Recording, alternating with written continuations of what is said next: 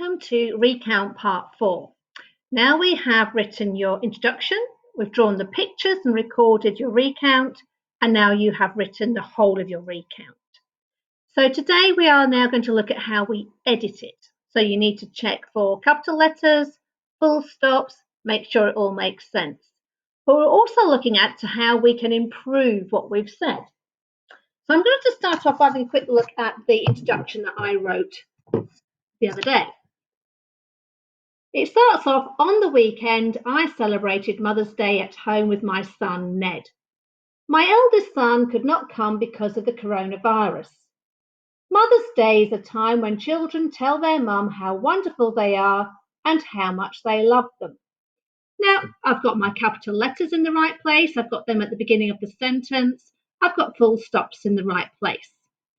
But I don't really like on the weekend. It's a little bit boring. So I wanted to think, how could I make that more interesting? And I've actually ended up rewriting the whole of my first sentence. The rest of it will be fine. So here I've changed what I've written. Here I have written, I woke up on a sunny Sunday. Look how I have used alliteration. Sunny and Sunday both begin with S. I was excited as my son Ned and I were going to celebrate Mother's Day together. So I haven't written anything different. I've just made it more interesting. I could then carry on, having used that, as my eldest son could not come because of the coronavirus. So I can leave the rest of it the same, but I've just changed my first sentence. In fact, I've made two sentences. Okay, so that's the first thing you can do. See how you can make it a little more interesting to start with. Now, get it the right way up. I'm looking at the rest of my recount. Let's push that back a little bit. The lighting, it's very bright outside. So, first Ned made me breakfast. It was bacon, eggs and avocado, my favourite. Well, I did well because I started with a capital letter up here, but I haven't got a full stop at the end of the sentence. So I need to make sure that after favourite I have put in a full stop. Oh, then he gave me a card. This is the start of a new sentence. This is not a capital T. It should be a capital T. I'm going to be a little bit naughty, rub it out with my finger. And then I'm going to put a capital T because it's the beginning of the sentence. Then he gave me a card, chocolate and some bulbs to plant in the garden. I've got my full stop.